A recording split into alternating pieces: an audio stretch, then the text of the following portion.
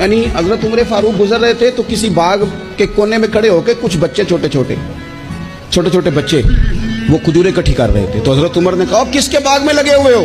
سب بچے دوڑ گئے. تو حضرت سنان بن سلمہ فرماتے میں ابھی چھوٹا تھا, میں کھڑا ہو گیا تو میں نے کہا حضور ہم نے توڑ کے نہیں کھجوریں کھائیں, گری ہوئی کھائی ہیں, اور آپ کو پتہ ہے جو رستے میں گر جائیں وہ اٹھانی ناجائز نہیں ہوتی. تو حضور یہ گری ہوئی کھجوریں کھائی ہیں.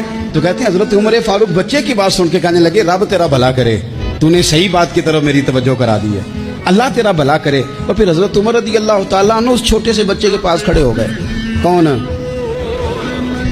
اب وہ بچے نے بات سنا دی حضرت سنان بن سلمہ نے, تو جناب عمر فاروق سے بچے نے فٹافٹ ایک اور فرمائش بھی کر دی.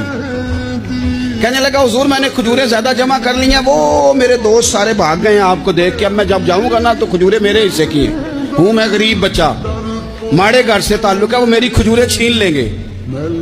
حضرت عمر کے ساتھ سپاہی بھی تھے, سارا کچھ بھی تھا.